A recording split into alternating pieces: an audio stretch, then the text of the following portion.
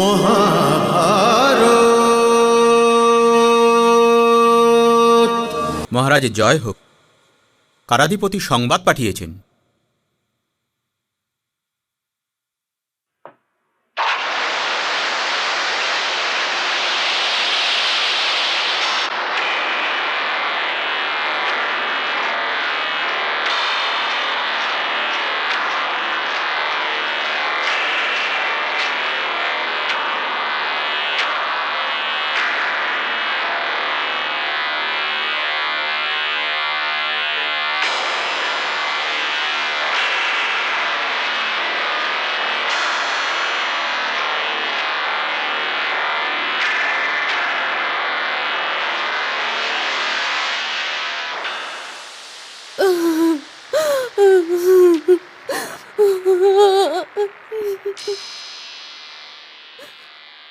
আমার দিকে এভাবে দেখো না দেবকী।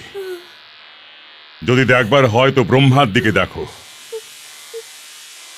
যিনি তোমার গর্ভস্থানকে আমার আর তার নিজের রণভূমি বানিয়ে দিয়েছেন। আমি কি করতে পারি বোন? আমি তো স্বয়ং এই চক্রব্যূহতে আটকে গিয়েছি।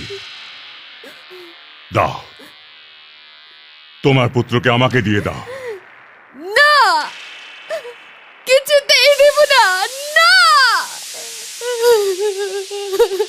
না দিলে আমি ছিনিয়ে নেব। কিন্তু তোমার সংকটের কারণ তো আমাদের অষ্টম পুত্র কংস। এই তো আমাদের প্রথম পুত্র কংস।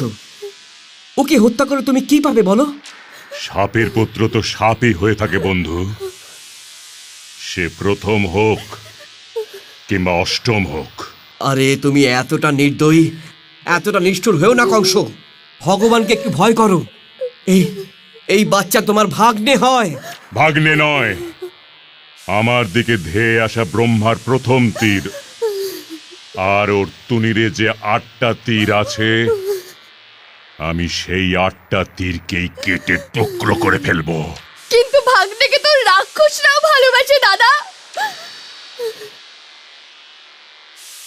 বারবার দাদা বলে ডেকে আমাকে দুর্বল করার কোনো চেষ্টা করিস না দেবকী।